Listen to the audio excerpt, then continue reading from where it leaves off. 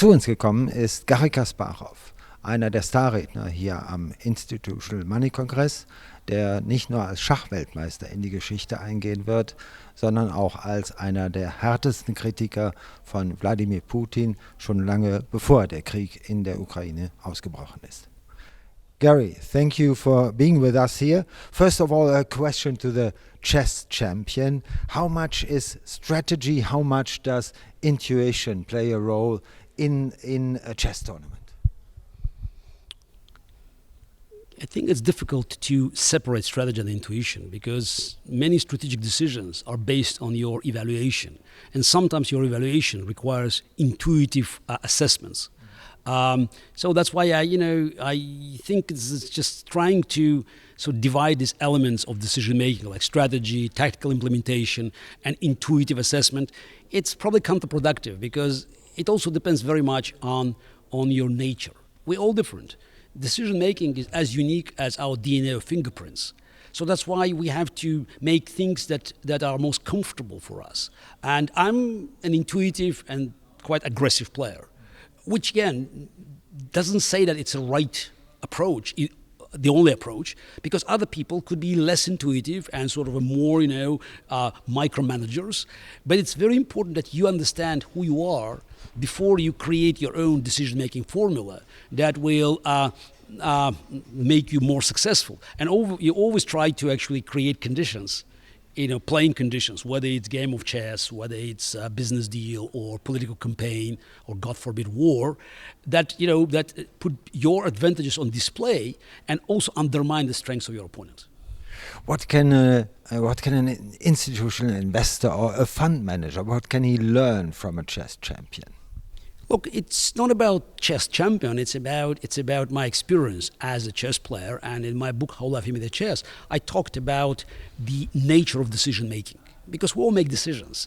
And I think one of the great misunderstandings is that we think that decisions or the mechanism of making decisions could differ depending on the area of where the decision is being made. In my view, whether we are talking about political campaign, long-term investment, or organizing a wedding party, we still go through a similar process. So they have the same ingredients. I call it a combination of material, time, and quality. And we have to find the right combination of these ingredients to make the most effective decision. I think what people can learn, say, reading my book How Life Imitates Chess, is understanding who they are. So and feeling better about their own decision-making formula, and also being more aware about the whole concept of decision-making. Because again, as I said, making decisions, it's the same business, no matter what kind of business you are in. I think it's since 2005 that you are politically active. What prompted you at that time to take a stand vis-à-vis Vladimir Putin? Look, I think I was engaged in politics ever since. So when I became the youngest world champion in 1985, I was kind of a child of change in Gorbachev's Soviet Union, and I felt that it was my duty to show others the way and help people to join the nascent democratic movement in the Soviet Union.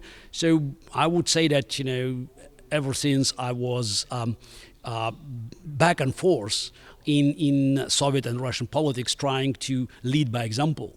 For instance, I was the first Soviet athlete who refused to play under Soviet flag in 1990 against Anatoly Karpov in New York. I demanded Russian flag. This is and there are many other things where I just, I took my stand, showing others, how to fight back against communist dictatorship.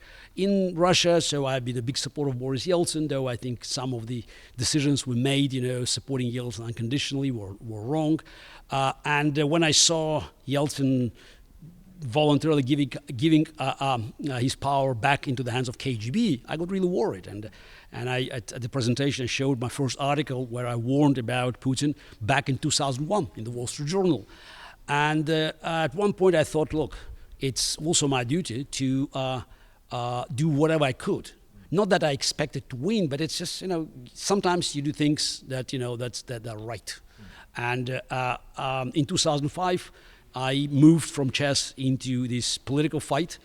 And some say, this fight was lost because as a result, I had to live in exile, leaving Russia almost 10 years ago, and now residing in New York City. But I think my conscience is clean, and I can look in the eyes of my children saying, look, I tried you to grow up in a free country. Now my kids are growing up in a free country, but it's in America.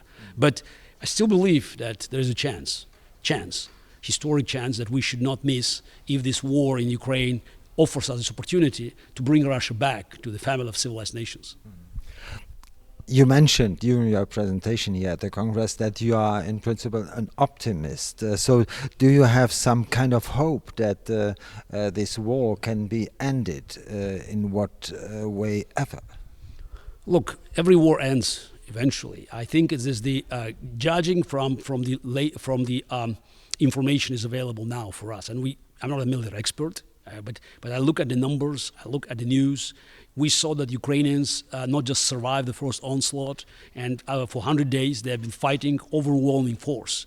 Now, considering the more economic aid that going to Ukraine and weapons that are arriving and mobilization of Ukrainian society and very different motivation, I think there are realistic expectations for Ukraine to change the tide of the war and retaking back, if not all, but most of the territories. And the defeat of Putin's armies could change the global tide that was anti-democratic. I think that we may be entering the world where, we'll add to ECG, we'll add F letter. Yes, just to add freedom in index, just to make sure that, we make sure that institutional money is also supporting freedom, because at the end of the day, this is something that, it's benefits all of us.